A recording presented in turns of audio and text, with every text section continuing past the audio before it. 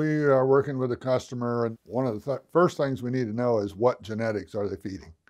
If you don't know what genetics they're feeding, you can't make an optimal program.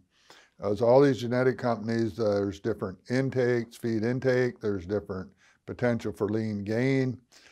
Anybody that has a blanket program just for everyone, they're only feeding part of the hogs right. If you have a moderate lean gain hog and you feed it like a high lean gain hog, you'll waste money. As they change that hog, you got to change the diet if you want to get the potential out of that hog.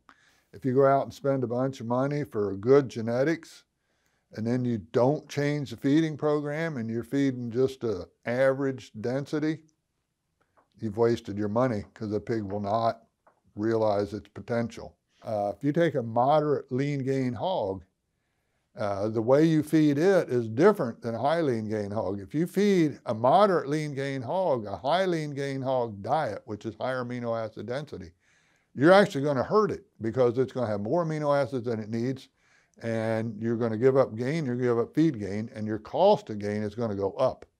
And conversely, if you take that high lean hog and you feed it what's good for a moderate lean hog, you won't reach its potential.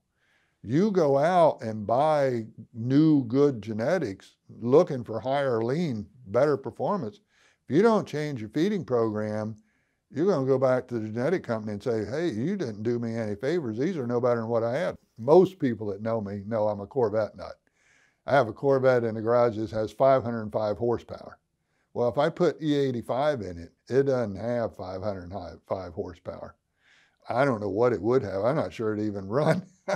So the hog's not totally different.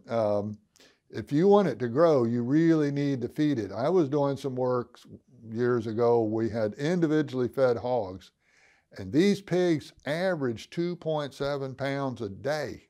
But if you're going to gain 2.7, you've got to take in some serious groceries. So the faster they grow, the higher the density needs to be to allow them to do it. You really need to be changing diets based on the animals, and you got to monitor the performance.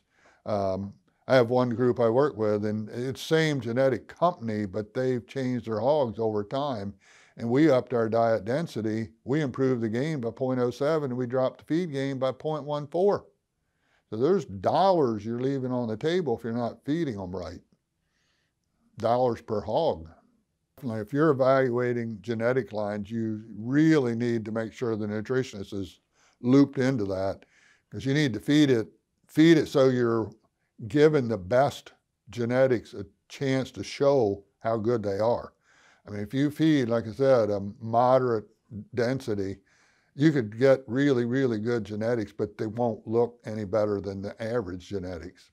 So you can put a cap on their performance if you're not careful.